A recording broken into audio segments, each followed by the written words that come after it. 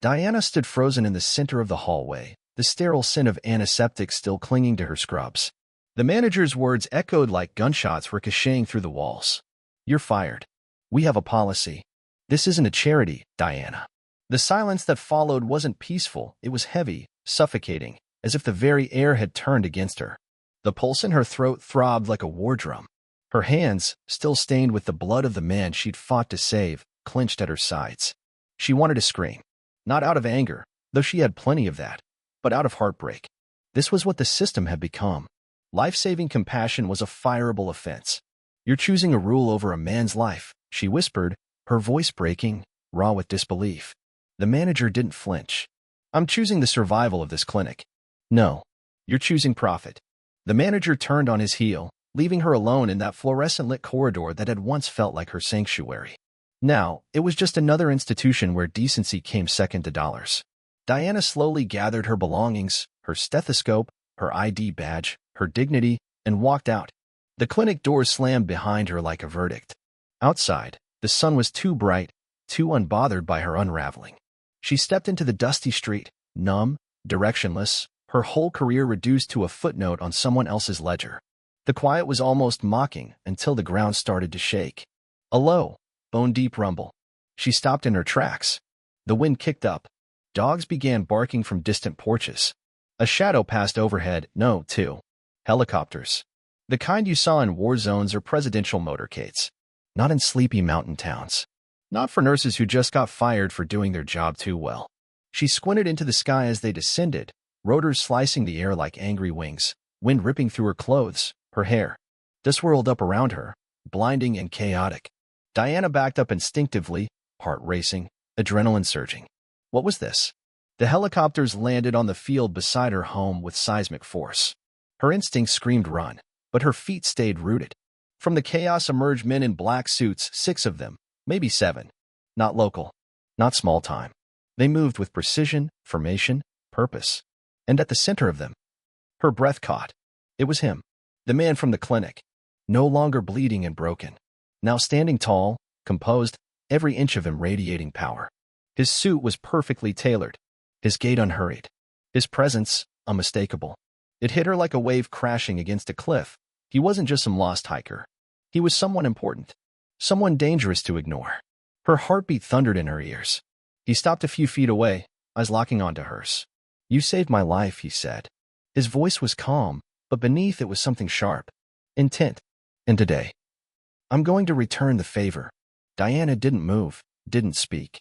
Everything in her told her this was the moment everything changed. Not yesterday, not when she was fired. This. She finally found her voice. "Who are you?" He smiled, just a fraction. Someone with a long memory and far-reaching gratitude. And behind him, another figure emerged, this one carrying a thick envelope. "What is this?" she asked, voice still trembling. The man handed it to her. Inside was a contract, a deed, and a check. "For a new clinic," the man said. "Yours. No red tape. No policies that force you to choose between rules and humanity." Her hands shook. "Why me?" His reply came without hesitation. "Because you didn't ask who I was. You didn't check my wallet. You didn't check your schedule. You just saved me." She blinked back tears. Behind her, the clinic she'd been exiled from stood cold and indifferent. Before her, an open field. And a future. Her lips parted. "Let's build it." The dust had barely settled when Diana stepped forward, clutching the thick envelope to her chest as though it were more than just paper. It was a lifeline, a resurrection, a promise. The man, Louis Marchand, didn't say another word. He simply nodded once, like a general entrusting command to a trusted captain, then turned to walk back toward the waiting helicopters. But something shifted as he paused by the open door. He looked over his shoulder at her, his voice carried by the wind. "I'll have my team contact you. The land is already secured. The permits, approved." He stepped inside, and before she could respond, the blades roared back to life. The rotors thundered above her, whipping her hair back, stinging her face with bits of gravel and grit. She didn't flinch. She stood rooted in place, eyes lifted, watching as the helicopters rose into the sky, as though the sky itself had reached down and rewritten her destiny. When the roar finally faded into silence and the field was once again just grass and stillness, Diana looked down at her trembling hands. Inside that envelope was more than just an opportunity. It was vindication. She didn't return to the clinic. She didn't need to. Word had already spread. In a town where gossip traveled faster than ambulances, everyone would know by sundown what had happened, how the woman fired for saving a stranger had just been visited by helicopters, men in suits, and a man whose name now carried weight that outshone local policy. That night, she barely slept. Not because of fear or uncertainty, but because her mind burned with ideas. By sunrise, she was on her porch with a notepad and a mug of coffee gone cold in her hands. She wrote until the birds stopped singing, until the sun was high and sweat beaded along her temples.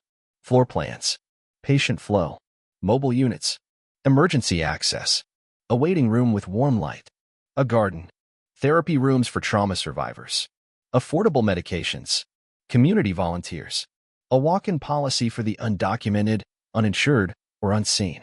She wasn't building a clinic. She was building sanctuary. And within weeks, the first crew broke ground on a stretch of rolling meadow just south of town. It had once been a forgotten patch of earth, overgrown, neglected, but now it buzzed with life. Bulldozers, surveyors, blueprints. Diana was there every single day, her boots covered in red clay, her voice hoarse from answering questions, giving direction, or sometimes just whispering her thanks to the wind. The townspeople watched. At first, skeptically. Then curiously. Then with cautious hope. Especially when they saw what the signs read. Marchand Health, built on compassion, not profit. No mention of her name. No grandeur. Just the truth. By the time the building stood tall and proud, with its soft wooden beams and warm stucco exterior, people were already lining up at the gates, not because they were sick, but because they wanted to help. Retired nurses, teachers, youth looking for purpose, even farmers offering fresh produce for the clinic kitchen. She wasn't just building medicine. She was building community. Opening day came quietly. No ribbon cutting. No reporters. Just Diana, standing in the main lobby at sunrise, hands clasped together, heart pounding. And then, the door creaked open. It was an old man, wrinkled, proud, holding the hand of a little girl with tangled braids. "She's been coughing, miss," he said softly. "Real bad at night." Diana knelt. Smiled. "You're in the right place." And with that, Marchand Health began. Months passed. The clinic blossomed. The staff grew, young doctors who wanted to practice without quotas. Nurses with hearts too big for bureaucracy. Therapists who believed healing meant more than prescriptions. And always, Diana at the center, listening, guiding, still rolling up her sleeves when needed. But what made the clinic special wasn't its funding or even its founder. It was what it refused to become: transactional. Here, nobody asked about your insurance before asking about your pain. Nobody filled out a credit card slip before a diagnosis. One morning, a woman arrived with a black eye and 2 kids clinging to her. She had no purse, no ID, no shoes. The receptionist simply stood and opened the door. "Come in, hon. We've got you now." And Diana, watching from her office, felt her throat tighten. This was what she fought for. This was what they said was impossible. Then one afternoon, as the autumn wind curled through the windows, Louis returned. He looked different now, lighter, somehow. A man whose wounds had healed, not just on the skin, but in the soul. He sat with her on the back porch of the clinic as the sun dipped low over the hills. "You did it," he said simply. Diana smiled, but her eyes brimmed. "We did it." He shook his head. "I gave you the match, but you lit the fire." They sat in silence for a moment, the kind of silence that comes only after storms have passed. And then, Louis asked her the question. "What's next?" She looked out over the horizon. The town in the distance. The parking lot filled with families. The windmill slowly spinning in the distance. Her voice came low but steady. "We take it further." He raised a brow. Mobile units. A second clinic. Mental health outreach in the underserved counties. Rural prenatal care. No mother left behind. No elder forgotten. He grinned. "You're dangerous when you dream." She smiled back, tears catching in her lashes. "I'm just getting started." Years later, there would be stories written about the nurse who lost her job for breaking the rules and built an empire of mercy. There would be headlines, speeches, awards. But Diana never cared for any of it. What mattered to her was the little boy who once came in wheezing and left with an inhaler and a full belly. The veteran who hadn't spoken in a year until he met their therapist. The mother who gave birth in the new birthing suite with music playing and dignity intact.